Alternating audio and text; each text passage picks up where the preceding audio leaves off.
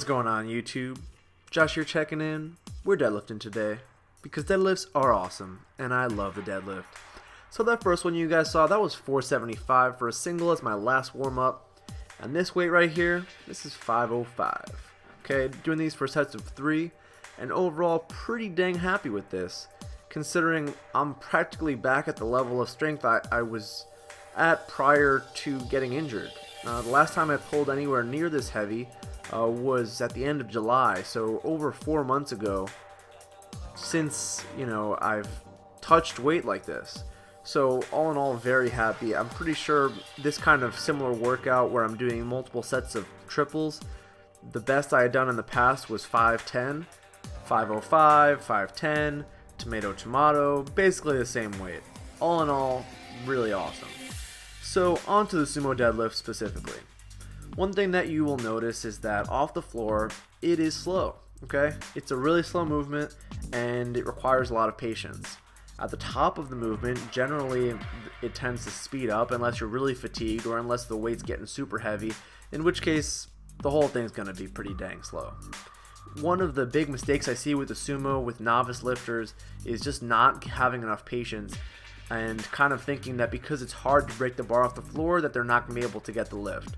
When in reality, for most people, that is one of the hardest parts of the lift.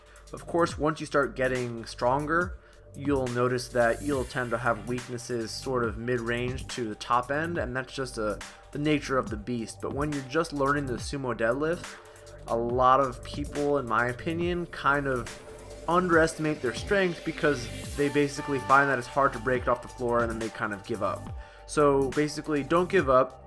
You know that you can't break it off the floor when you've either soiled your pants or you passed out. And that is my official advice when it comes to the sumo deadlift. So these over here are my back down sets, back off sets, whatever you want to call it. This is 455 for sets of 4. On to some squatting. This right here is 315 pounds, doing this for 3 sets of 8 to get in some extra volume. You'll notice that the repetitions are higher, the weight is not as intense, and that's because I'm using this as a secondary movement on my deadlift focused day. So what you'll notice with these squats is I'm really trying to move the bar as quickly as I can. Alright, drop it in the hole nice and quick, but trying to still maintain tightness, and on the way up, I'm trying to go up quickly. You might notice that the knees are coming in a bit, okay? What I'm doing with my squat is actually not being such a Nazi for the knees caving in, okay? My knees are not really caving in. My knees are actually still within my, basically tracking over my toes. They're just not necessarily tracking over the outer part of my leg. Now, this is something that I've been toying around with to see how it will affect me in my training. I haven't noticed any pain or anything like that, and I think that in the past I was being kind of almost too rigid with this idea that the knees cannot come in at all on the squat.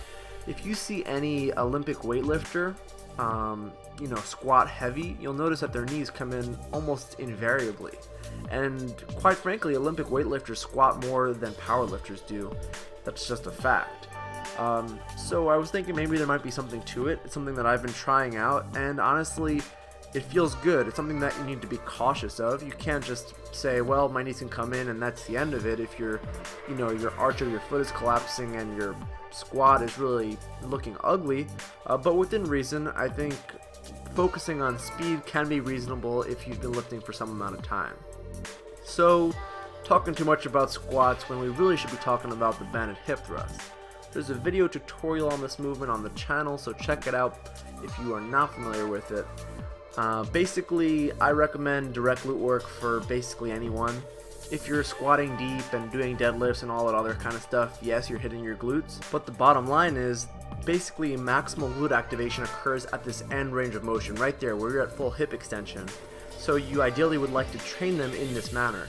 So movements like the banded hip thrust, the barbell hip thrust, the glute bridge, etc., are probably the way to go if you want to really fully maximize the potential of your glutes. And I would advise that considering the glutes are likely the most important muscle when it comes to lifting.